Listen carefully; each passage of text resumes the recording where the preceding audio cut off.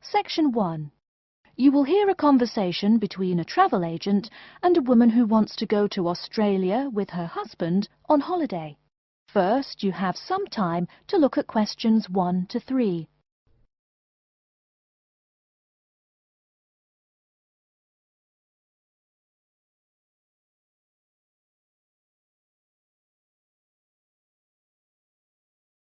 You will see that there is an example which has been done for you. On this occasion only, the conversation relating to this will be played first. Good morning. I've been looking at your holidays to Australia in your brochure. I'm thinking of going during the second half of next month. Good morning. As you can see from our brochure, we offer a wide variety of packages to various destinations in Australia. Is there anything in particular that interests you? The woman says that she has been looking at the holidays to Australia in the brochure, so brochure has been written in the space. Now we shall begin. You should answer the questions as you listen, because you will not hear the recording a second time. Listen carefully and answer questions 1 to 3. Good morning. I've been looking at your holidays to Australia in your brochure. I'm thinking of going during the second half of next month. Good morning. As you can see from our brochure, we offer a wide variety of packages to various destinations in Australia. Is there anything in particular that interests you? Yes, my husband and I are very interested in the holidays in the outback. These holidays are becoming increasingly popular. Would you like to arrange flights and accommodation with us, or just accommodation? Can you arrange flights from Sydney? Certainly. OK, flights and accommodation then. Right, you said that you wanted to travel next month. Which date would you prefer? I should point out that there are no daily flights available, so if you have a flexible itinerary, that's better. Well, we arrive in Sydney on the 15th of April, and we were thinking of travelling to the outback on the 18th of August. April. OK, there's only one flight from Sydney to Alice Springs on the 18th, so I'll book you on that. It leaves at 10 in the morning, which is quite convenient. Shall I book 2 seats for you? Yes, please. As for your stay in the outback, you can see from the brochure that we offer 3 packages: budget, standard and luxury. The budget package is about $500 Australian dollars, the standard package is about $700 and the luxury one is approximately $1,000, though it does depend on exactly what you would like regarding extras. Which one would you prefer?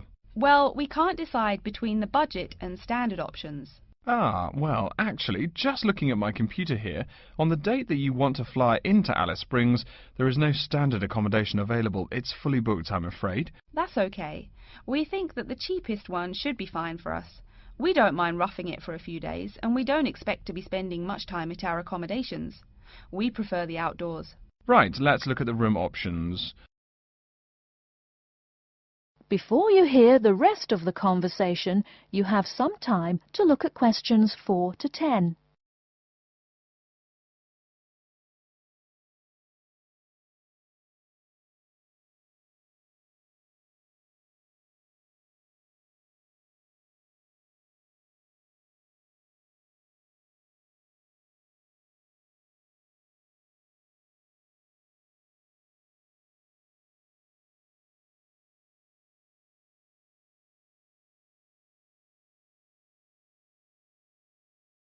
Now listen and answer questions 4 to 10. First of all, would you prefer a non-smoking room? Yes, neither of us smokes. OK. Oh, before I forget, could you book everything in my husband's name, please? Yes, of course. Are you paying by credit card? Yes. In that case, I'll need your husband's name exactly as it appears on the card. Of course, it's John A. Smythe. That's Smythe with a Y. John, middle initial A, surname Smythe, S-M-Y-T-H. Is that correct? Correct. Thank you. I'll just check the price. The room will cost $100 a night plus $10 tax, so $110 per night in total. Is that okay? Yes, that's fine. Book us for 3 nights, please. Most of the guests like to participate in some special activities and trips while they are staying in the outback. Is there anything that interests you and your husband?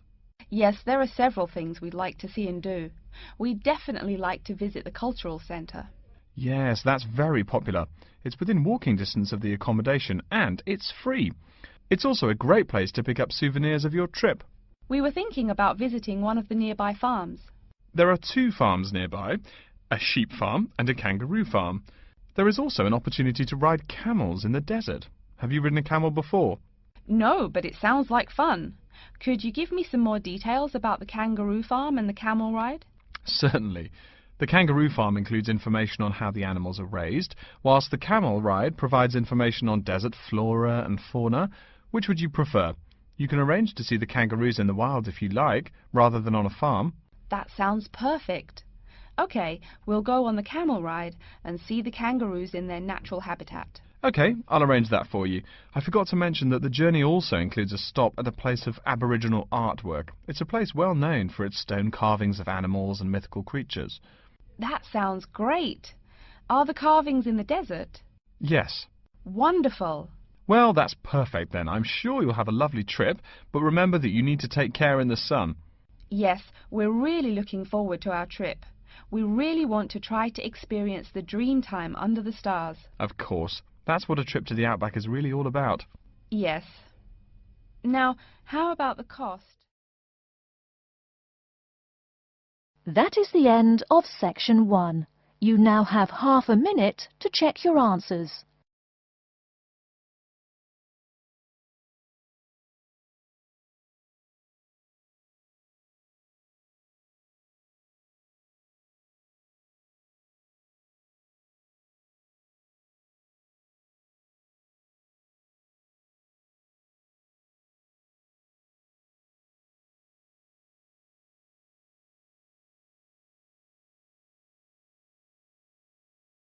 Now turn to section 2.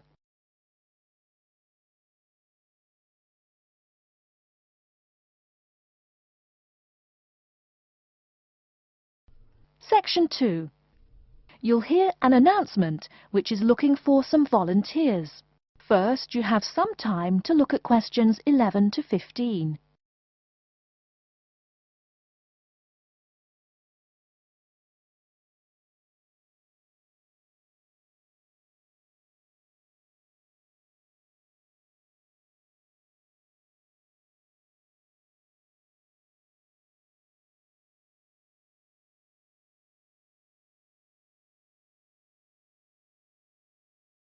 Now, listen carefully and answer questions 11 to 15.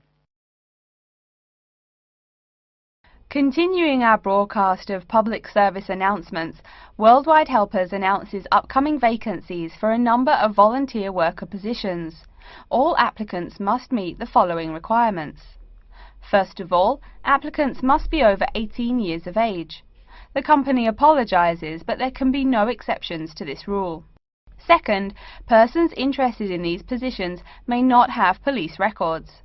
Minor traffic offences like a parking ticket are, of course, no problem. But, and I quote, past and present drug users and sex offenders need not apply.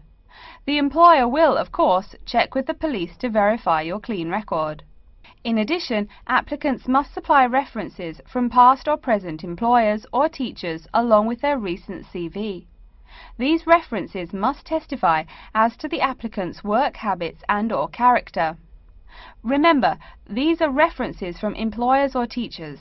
A note from your dear old mum won't do.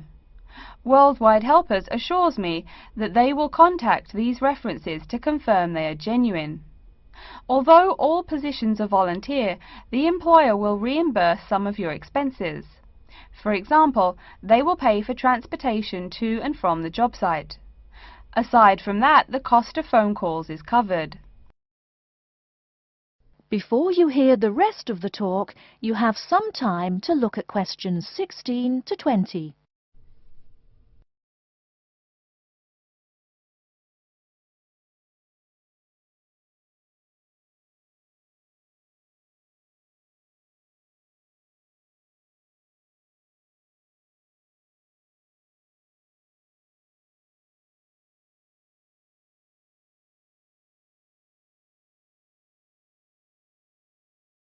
Now listen and answer questions 16 to 20. As for the positions themselves, there are 3 types. The first involves assisting persons confined to wheelchairs. For this position, volunteers must be physically fit and in excellent health. They must be able to lift at least 150 pounds. They should also have a current first aid certificate from the Red Cross. But the most important requirement is that the volunteer must have his own car. On Tuesday afternoons, the volunteers take their clients to various scenic spots around the city to experience and enjoy nature. If you don't drive, but you'd still like to get involved, the centre has a number of openings for people to read to the blind. Readers must, of course, read English clearly. Persons with no foreign accent are preferred. For these positions, you must be available on Monday mornings. Oh, wait, I see a note here. There is one opening for someone who can read Urdu. Apparently, there is a Pakistani blind person who'd like to hear his or her native language, but the other positions are all in English. And finally, there are a limited number of volunteers needed to care for disabled children. I'm sorry, but the information I've been given does not say how many children or what disabilities they have. In any case, you are needed to care for the children for 1 week in August. Apparently, this will be at the close of the summer holiday. I would guess this involves helping them with the routine chores of daily life. Again, volunteers for this position must know basic first aid, be in good health, and be able to lift up to 75 pounds. Okay, our next announcement is looking for someone to facilitate tiger breeding at the London Zoo. And get this, it's a strictly volunteer position. That means you don't get paid. Oh my God. I'm sorry, ladies and gentlemen, but I just have to laugh. That is the end of section 2. You now have half a minute to check your answers.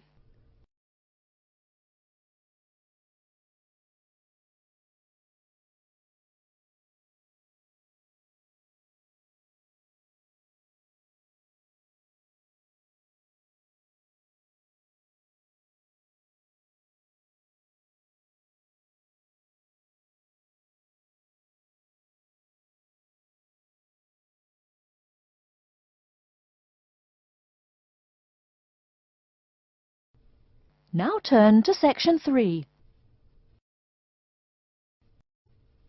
Section 3. You will hear a student called Pete talking to his classmate Dave about the presentation that he will give on environmental science. First, you have some time to look at questions 21 to 25.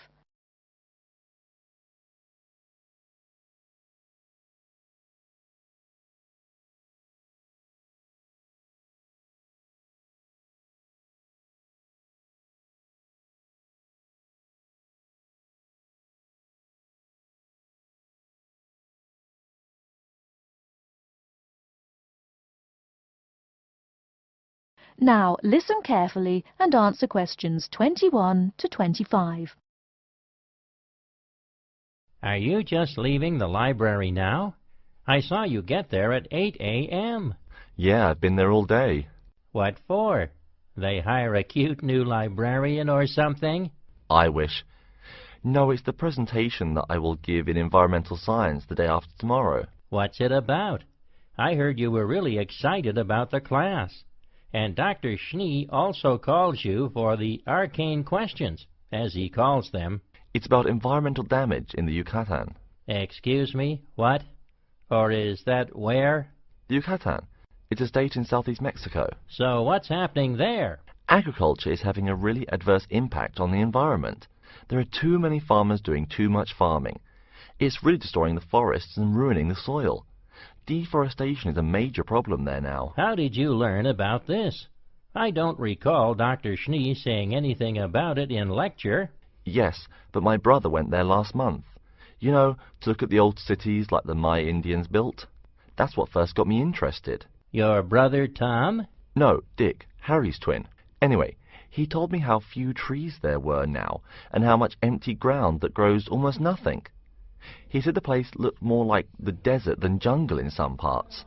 It brought environmental damage, so I started looking for materials in the library. Here, look at this magazine. What's in it? It's an old issue of National Geographic. It includes interviews with tourists who have been there in the past few years. It's pretty bad. See the photos? I see the photos, but one or two photos don't prove anything. Then read what the article says. Right there. The first thing it points out is how soil samples show it's hard for anything to grow there. It says how an area of 21,000 square kilometers has lost most of its forest in the past 10 years. See, there are graphs. As the number of farmers increases, the acres of forest have decreased. It's an inverse relation. Before you hear the rest of the talk, you have some time to look at questions 26 to 30.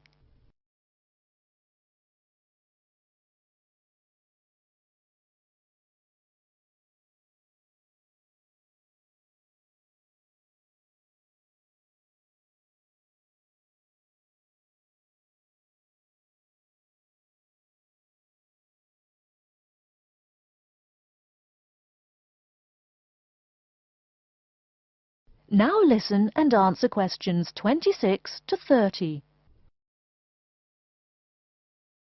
So, how big is that state? I'm sorry, but I've never really learned the metric system. It's bigger than the state of Massachusetts. That's shocking. Anything else? There's lots of else. Scientists say there's a growing area of about 10.5 square kilometers where nothing can grow at all. It's like the beginning of a desert. Oh, yes. What Dr. Schnee called desertification. But why can't anything grow there? I've never really studied soil chemistry. I'm just starting to look into that subject, but my sister Marie is a geologist, and she says the problem is that the soil has too much saline, with no plants helping to adjust the chemistry. Apparently, that's a common problem with soil types throughout the areas with rainforest. Once you lose the plant cover, it's difficult to bring it back. Reforestation is almost impossible, even if the land is not being used for other purposes. Wait a minute. What is saline? Saline is salt dissolved in water. Scientists who have gone there have taken measurements.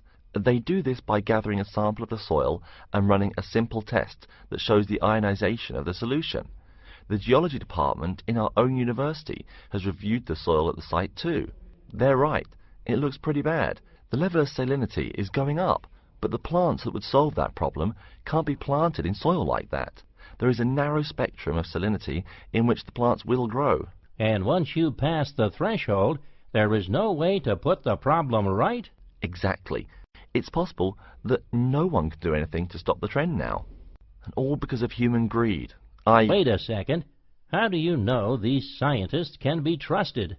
What kind of reputation do they have? Are they reliable? Oh, they're definitely reliable. They include 4 members of the faculty from the geology department right here at MIT. Here, study these photographs and check the damage yourself. That's what Dr. Horst, who wrote the book here, did. He's newly appointed, but Dr. Schnee said that he's brilliant. So, where are you going now? I'm headed over to the geography department to borrow a map for my presentation.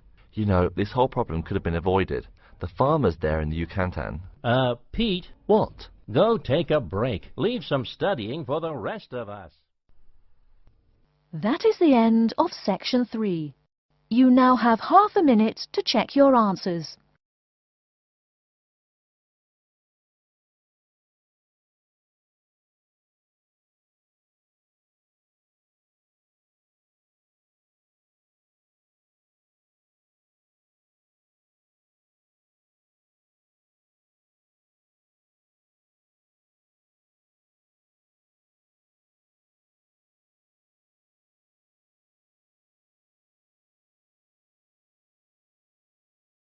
Now turn to section 4. Section 4. You will hear a lecture's introduction to Insect Biology 101. First, you have some time to look at questions 31 to 40.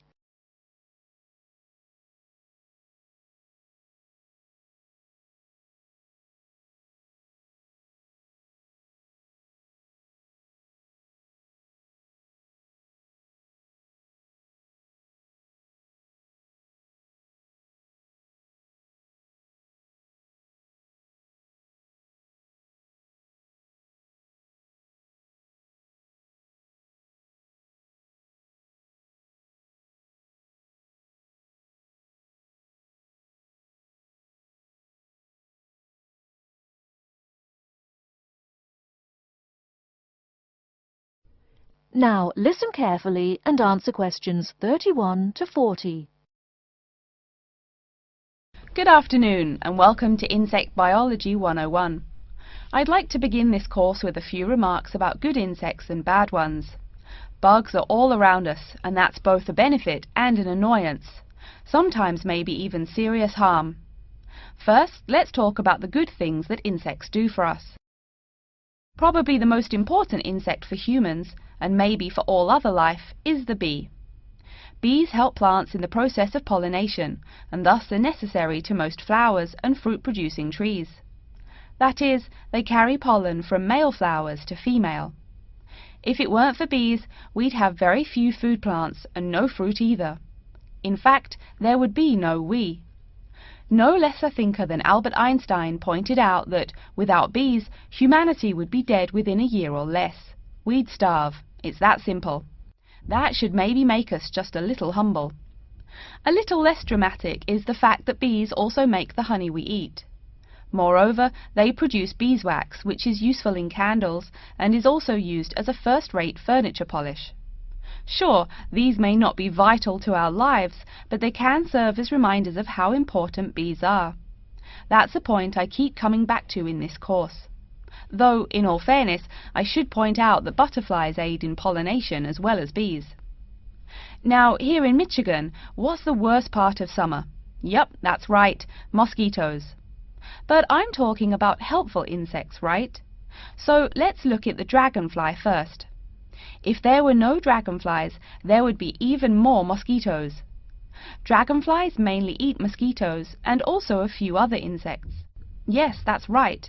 They don't just fly around, and they also help to eliminate harmful insects. So the next time you see a dragonfly, don't you dare kill it. Now, let's talk a little about those harmful insects. Take the mosquitoes I just mentioned as an example. Not so many years ago, mosquitoes here in America weren't just annoying, some were even deadly. They carried malaria and yellow fever. My own ancestor, the Confederate General John Bell Hood, lived through the worst battles of Civil War, only to die at age 38 from yellow fever. A pest, not a bullet. Well, besides the mosquitoes, in summer there is also a kind of insect that never seems tired. Right, that is the fly. Before I go on talking, I must mention an African fly called the tsetse fly, which feeds on blood and can cause serious diseases in the people and animals that it bites. Besides, it is still a bearer of sleeping sickness, which affects around 300,000 people every year in Africa, and can be treated only with toxic drugs that are hard to administer. Worse still, the drugs sometimes don't work. Other insects, of course, destroy food crops. In China, for instance, locusts continue to be a danger to the harvest in some areas. Less important, but still annoying, moths eat people's clothes and dust mites slowly destroy carpets. Worse, but still in the home, termites or white ants eat wood, the wood of your house. If they are not stopped, they can eventually destroy the whole building. Usually they seriously damage a building before anyone even notices them. So, as we all know, insects can be a real trouble. So, what to do? You can go ahead and start killing harmful insects. In the early decades after the Communist Revolution in China, Chairman Mao encouraged the people to swat every fly they could see. Slogans on the walls of buildings called them "little capitalists." But flies reproduce too quickly for this to be a long-term solution.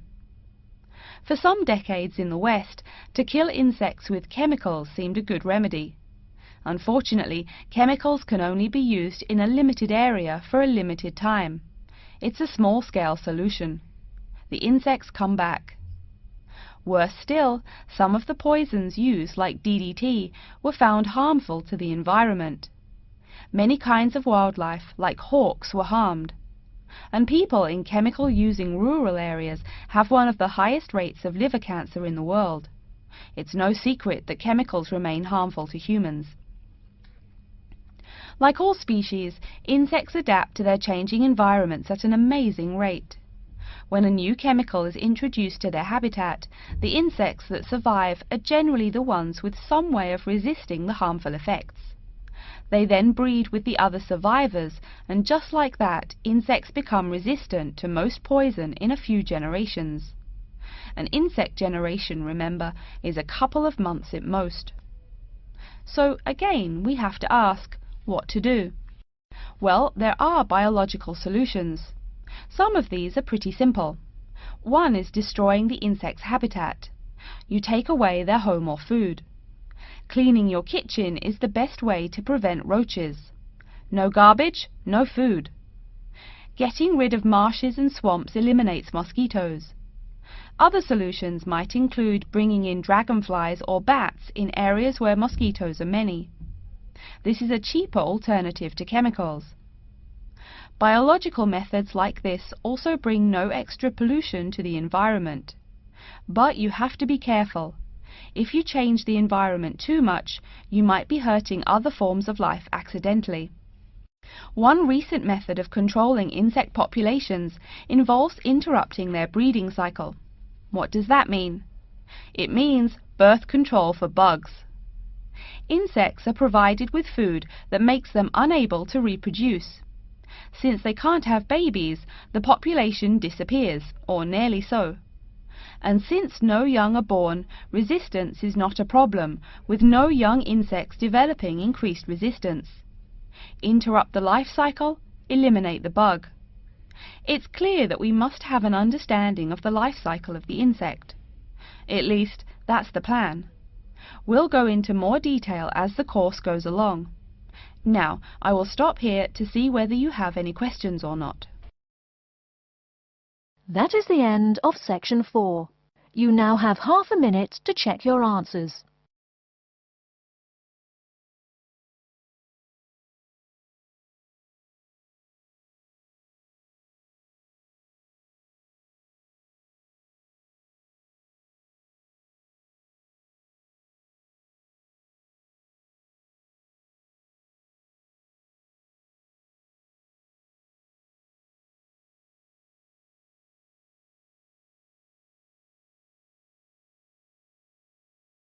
That is the end of the listening test.